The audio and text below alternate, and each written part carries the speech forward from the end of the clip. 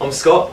I'm Mark. I'm Glenn. I'm Nathan. And we are The Reason, and you're watching Entertainment Focus.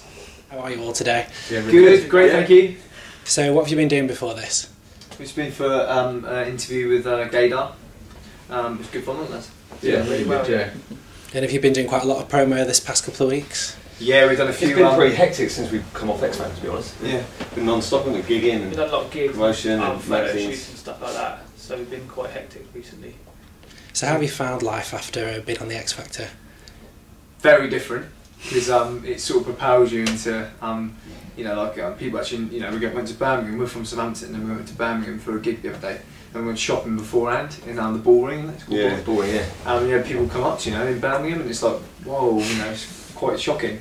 And it's great, isn't it? Really? We've had good feedback as well. Like people stopping us saying they can't believe that we didn't go through and stuff like that. But they love our music and stuff like that, and what we was doing. So it's good to hear good comments back. Variety of people as well, isn't it? Yeah, mixed people. Yeah, you know, from little kids to like adults, you know, like people like us, like working class people and things. Yeah, Like that. It's great. Yeah.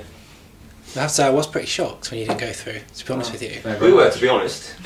Yeah, no, So we just were. say Diva Fever. We did genuinely think that we were going through. You know, not cocksure, but we did genuinely think, yeah, we're in the top three. You know what I mean? I think it was where we, like the day that our audition got shown. Obviously, we were just flying out to the judges' houses that day. So obviously we got to watch our audition quickly in the hotel before we flew out. And we got such a big, our first audition got such a big viewing, didn't it? It was like 9 minutes or whatever it was. It's one of the longest. When we watched that, we thought, well, they showed us quite a lot. And like previous years, normally when you watch quite a lot of it, people that get the big auditions at start normally the ones that go through. Yeah. So we got that, and we knew what we had prepared for the judges' houses. So we thought we had a good chance. We had a good chance, yeah.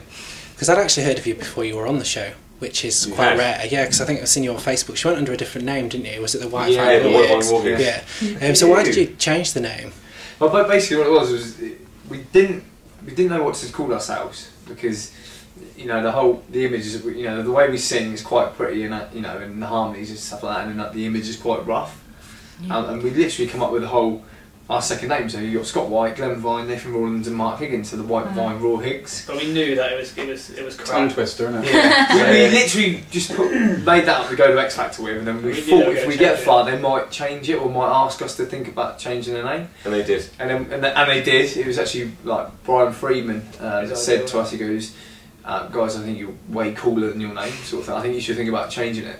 And obviously Simon Cowell said to us all, he said, can everybody take notice of what people around tell you and stuff? So we thought, well, you know, obviously they spoke about it. He's obviously got a creative director on the show.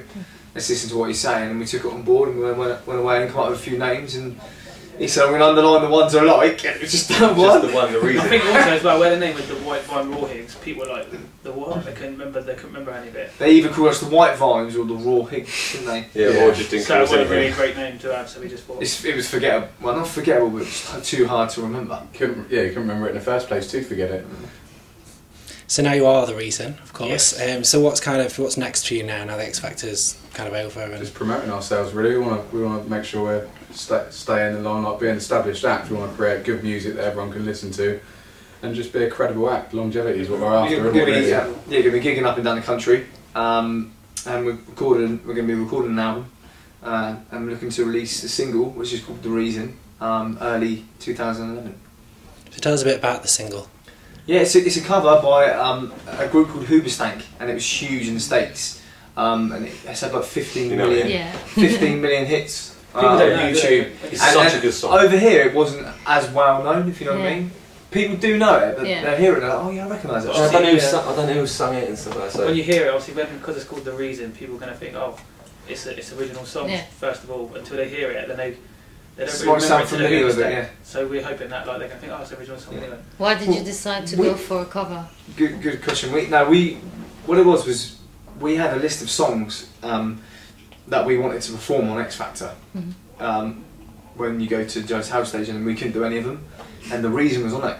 And one of our favourites. And what it was that sort of style, wasn't it? Yeah, that sort of style, and the song's called The Reason. Obviously, we're called The Reason now, and our management, who we got in touch with after the X Factor, again, one of our managers loved the song, and we just thought it was like, you know, it's just too, It's it's fate. like fate, you know. Yeah. So we had to go with it, and it's turned out that we all think it's a hit. So Gets Yeah. good feedback from people. So Oh, that's always good. yeah. So, before the X Factor, how did you guys get together? How did you become Well, a we've been band? friends for about, well, me and Nathan's been friends for about 13 years. And then Nathan knew Glenn from school, there were a couple of years difference. And then we found Mark on the street. No, we all say that, but no, we kind of met each other through competitions, singing competitions Singing. when we were Okay. young. Yeah. Southampton's a bit of a small place, so most Yeah. people sort of Yeah. know of everybody and sort Yeah. of thing like that. So So we kind of got together and formed the band. But We done X Factor the first time round, and you know, 7 years ago, Series 1, and we were called So Unique, and we were a 5-piece with another lad that was from Southampton. But we were just like, we were nowhere near ready. We were all younger and a bit naive. it was just a and- bit of a laugh. Yeah, Proper and- boy band. Matching Yeah, and- clothes. Oh, did you do a Yeah. routine and everything? No. No, maybe. we did do once we were gigging afterwards, yeah, but not for the show. But yeah, But- now we're a bit more. We were, bit more What it mature. was yeah, we matured, you know, over the time, and we went away from it. All sort of lived our lives and got jobs, etc. And then it's and but we're such good friends. We socialised just outside of music as well, so it's not just the music that we're friends through. And we January, always used to talk about and in January I said I watched the show the year before. I've got to be honest, and I thought, well, if Jedward can get that far, then we can. given the right harmonies, I think we can have a chance, sort of thing. So I phoned the lads up and was literally like, do you lads want to give it a go? You know, see what we sound like, come up with songs that we all think will be interesting, and come up with harmonies, and then if we think it's good enough, enter the show. And we met up, and Sounded good today. Cheryl Cole Fight for This Love was the first song that we decided we were going to do. it's because we went the way that we wanted to go, you know, the song choices were our choices instead of in previous years where we were so naive and so young. People gave us the songs, people that we So you don't trusted. enjoy them. Yeah, so we didn't really enjoy the songs. Yeah. We were kind of misled. And we all had the same sort of vision. We all wanted to do songs that were current, or that were interesting and you wouldn't expect from us, but with harmonies, and change it a little bit so it's interesting. Make it credible, wouldn't it? Yeah. Like, to make it adult, so it's something that everyone could listen to, like young kids who like the song because Cheryl was massive. Like And Nathan says, credible. What it means is like sometimes it's hard for guys, isn't it, to like boy Yeah. bands, to admit liking boy bands. We wanted guys to be able to say, I like that group. The reason I really like them. You know what I mean? And But I think we've done that. I think we portrayed that, didn't we? Because I a think, lot of yeah, guys yeah. do like us. Where we was like, obviously we would like paint. I'm a paint decorator by trade. Scott works on a crane. Mark was currently unemployed, and Nathan's an electrician. When they showed that us coming and showing our normal jobs, and us coming up onto the stage and singing, it was like it showed people that. Yeah. I think that's what the X Factor is all about. Normal people were been given an opportunity, and I think people saw that and they really attached with that. Do you know what I mean? And that's what we wanted, though. We just wanted to be ourselves, not in no sub stories and things like that. We just wanted people to see who we were and hopefully get what we did. And I think in the first audition that really come across well. So you mentioned the harmonies. How do you decide? How do you work out how you're going to harmonise? It's quite simple, really. Scotty's got the deepest voice, so he's the bass of the group. Nathan's got a ridiculously high falsetto, so Nathan's the high-end harmonies. And then me and Glenn sort of alternate the leads, and then whoever doesn't take the lead will take like the mid-range harmony. So it's quite simple to place it now. We know. We kind of know, yeah, like who Glenn sings says, what.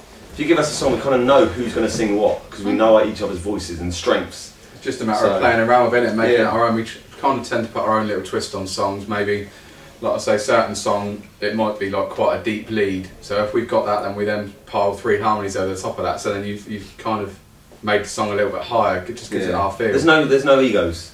No, there's no like, oh, I want to sing lead, I want to be like the centre of attention, where Mark does like centre of attention. But there's no egos, is That's there? what I'm trying to say. Yeah, when it comes to the music, I It's think what sounds best, It's isn't what it? sounds best, and we all know each other well enough, and we've been friends for long enough to know what's right for the song we're going to do, isn't it? Yeah. Do you think maybe you were too good for the X Factor? Oh no, Because I'm I just hope so. I wouldn't want to say that No. because I don't want to come across cocky or arrogant, but I think what it was is maybe they couldn't sculpt us the way that they can, like One Direction, because they're young boys. They've been put together, and they can just do anything with them. They can sculpt them to whatever they want. And with us, I guess we're all tattooed, and we are what we are. And if that's not what they wanted, then that's why they didn't take us. I think that's what I think it was basically. That's what I was meaning, really, because as soon as you were on the show, you were, the harmonies were all there, you knew exactly what you were doing, whereas pretty much everybody else they've put through started, all right, and they've been able to improve them, whereas with that, I don't think they would have been able to have done that. Yeah, we did with think. you. We did Well, I think think we would have got stronger. Everyone Because you see, because the constant singing and things like that, I think we would have grown as a group still. I still think there's so much room Yeah, for because us, for us, even now, where to we work, grow. we only meet up like when we was like working, we was like meeting up for an hour or so every other day in the evening, just preparing for X Factor and like getting to spend the whole week rehearsing. We was getting stronger then. So I genuinely believe that we would have been stronger. Yeah, I think we'd have grown as a group. So, given the opportunity, I think I hope that. Well, I always think to myself, if we had been in the last 12, we would have done really well on the we would have show. done well. Really well. I I think think people could relate to you as well.